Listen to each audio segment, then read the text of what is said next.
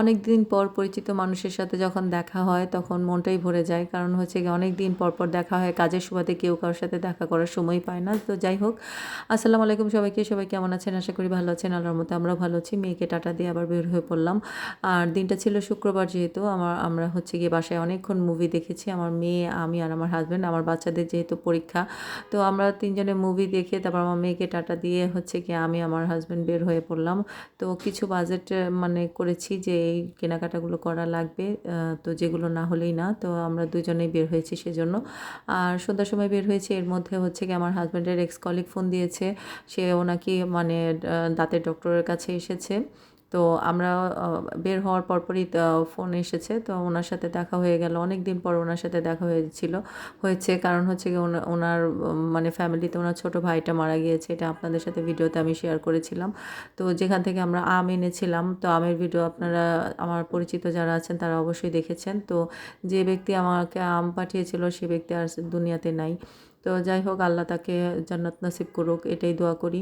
আর হচ্ছে গিয়ে আমরা হচ্ছে লাভলিন হোটেলে বসেছিলাম। এটা রাজলক্ষ্মীতে নতুন শাখা খুলেছে। তো এইখানের খাবারটা হচ্ছে গিয়ে অন্যরকম লেগেছে। ওই লাভলিনে যেটা ছিল মানে ১২-১৩ মোড়ে যেটা ছিল ওখানের খাবার এখানের খাবারের টেস্টটা একটু ডিফারেন্ট লেগেছে। কারণ হচ্ছে গিয়ে বুঝতেই পারছেন, এখানের বাবুর্চি ওখানের বাবুর্চি ডিফারেন্ট, যার কারণে হচ্ছে আমার কাছে মনে হয়েছে একটু মানে চেঞ্জ এখানের খাবারটা। তো এখানের শিকটা আরও বেশি মজা। তো আমরা এখানে শিক অর্ডার করেছিলাম। তারপর হচ্ছে গিয়ে আরেকটা কাবাব অর্ডার করেছিলাম। কাবাবটার নাম আমি ভুলে গিয়েছি। তো যাই হোক, খুবই ভালো লেগেছে। আর অনেক দিন পর ওনার সাথে দেখা হয়েছে। আর অনেকক্ষণ কথা বললাম। মানে ওনার ফ্যামিলির ব্যাপারে অনেকক্ষণ কথা বললাম। কীভাবে ওনার ছোটো ভাইটা স্ট্রাগল করে তারপরে মানে এত পরিমাণে স্ট্রাগল করেছিল যে তাদের বাড়িটা কমপ্লিট না করার অবস্থায় মানে সে মারা গিয়েছে এত অল্প বয়সে।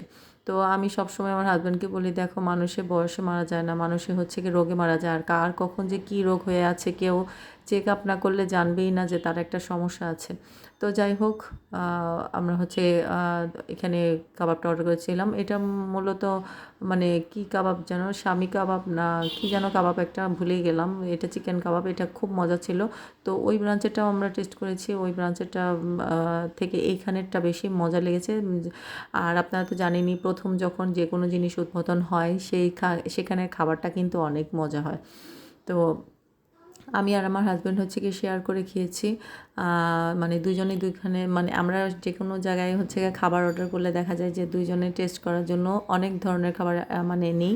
তো আমরা দুজনে মিলে খাই। তো এটা আসলে টেস্টটা করার জন্য যে ওখানে কোন খাবারের কেমন টেস্ট। আর বেসিক্যালি দেখা যায় যে আমি এইসব হোটেলগুলোতে যখন খাই আমি নান আর গ্রিল আর হচ্ছে গিয়ে শিক, এই ৩টা জিনিস ছাড়া আর কোনোটাই আমার খাওয়া পড়ে না সচরাচর।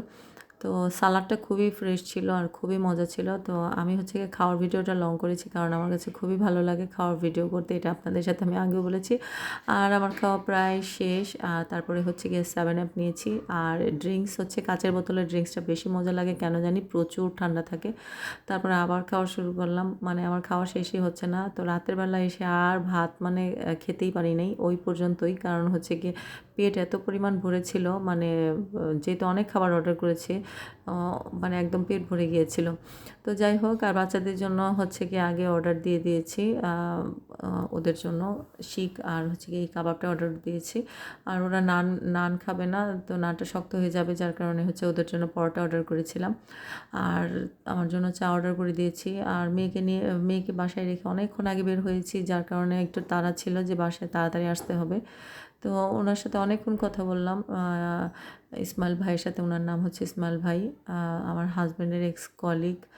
এখন দুজন দুই জায়গায় জব করে, কিন্তু আগে তারা একসাথে জব করেছে অনেক বছর। তো তাদের সাথে ওনার সাথে আমাদের বন্ডিংটা এরকম যে একটা ফ্যামিলি ফ্রেন্ড, মানে এখানে বন্ধুও বলা চলে না, মানে ফ্যামিলি ফ্রেন্ড হিসেবে ওনার সাথে আমাদের পরিচয়।